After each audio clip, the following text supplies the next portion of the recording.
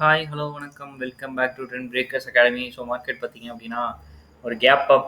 அதுக்கு என்ன ரீசன் அப்படின்னா நாஸ்டாக் அண்ட் டவு ஜோன்ஸ் தான்.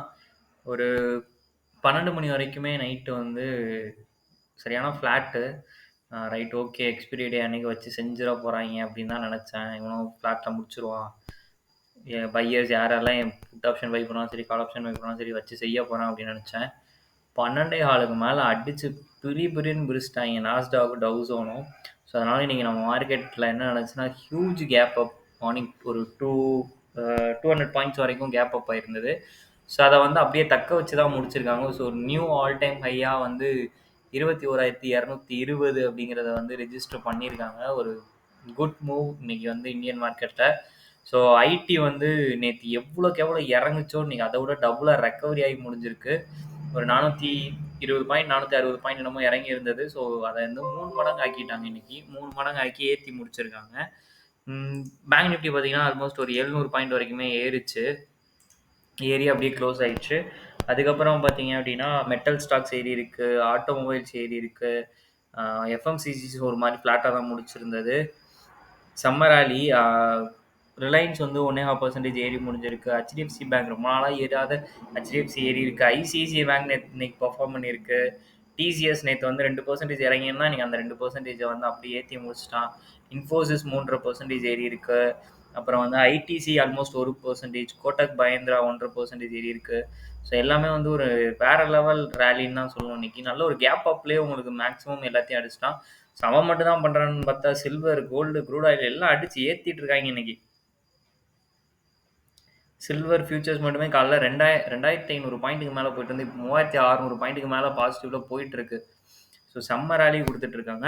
ஸோ ஃபர்தராக வந்து வீடியோக்குள்ள போய் லெவல்ஸ் பார்த்துடலாம். ஸோ நிஃப்டிக்கு வந்து இப்போதைக்கு ஆக்ட் ஆகப்படுற resistant all time high 21,220.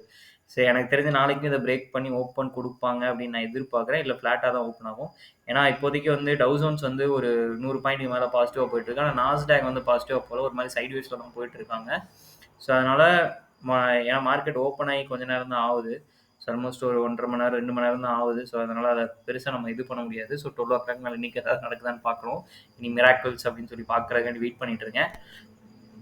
So நாஸ்டாக்ஸ் வந்து நல்ல பாசிட்டிவ்ல போயிட்டு இருக்கனால ஸோ மேபி நாளைக்கும் வந்து கேப் அப் ஓப்பன் ஆகிறதுக்கு நிறைய பாசிபிலிட்டிஸ் இருக்குது மார்க்கெட்டில். ஸோ அப்படி கேப் அப் ஆச்சு, அதாவது 21,220 மேலே ஓப்பன் ஆச்சு அப்படின்னா அந்த 21,220ங்கிறது சப்போர்ட் லெவலாக ஆக்ட் ஆகும். ஸோ 21,500 மார்க்கெட் டச் பண்ணுமா பண்ணாதா அப்படின்றதான் இப்போதைக்கு ஒரு கொஸ்டின் மார்க். ஸோ நாளைக்கு ஒரு நாள் ட்ரேடிங் இருக்குது. ஸோ நாளைக்கு ஏதாவது மிராக்கிள் நடக்குதான்னு சொல்லி பார்க்கலாம். ஓகேங்களா?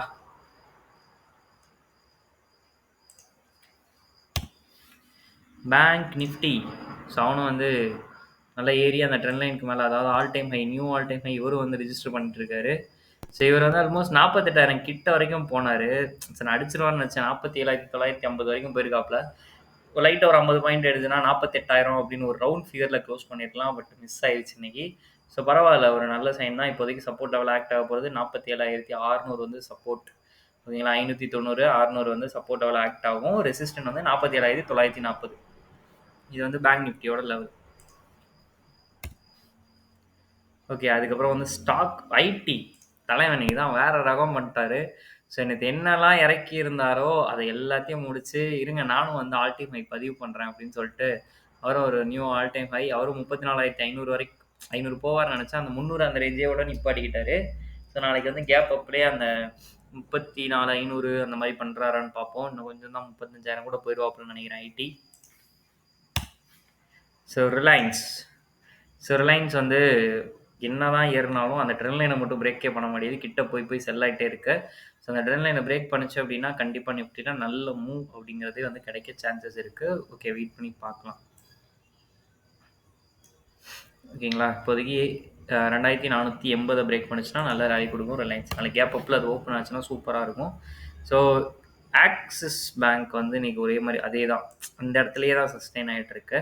ஸோ அது இன்னும் பிரேக் அவுட் வந்து ப்ராப்பராக உடைக்கல. இது வந்து ஒரு ஃப்ளாக் ஃபார்மேஷனை கூட எடுத்துக்கலாம்.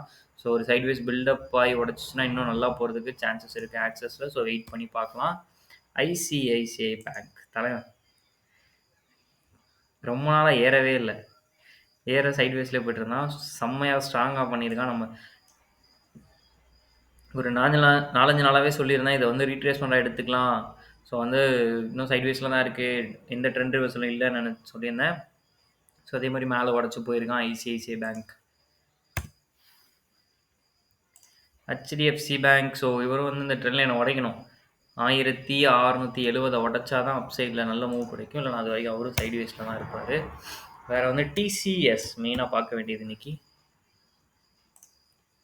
ஸோ டிசிஎஸ் வந்து பார்த்தீங்கன்னா நேற்று அவன் தான் நல்ல செல்லிங்க, ஸோ அவன் இன்றைக்கி நல்ல ரெக்கவரியும் கொடுத்துருக்காப்புல. ஸோ இப்போதைக்கு அவன் வந்து ட்ரெண்ட் லைன் பிரேக் அவுட் எடுக்கல, பட் ட்ரெண்ட் லைனில் தான் இருக்கான்.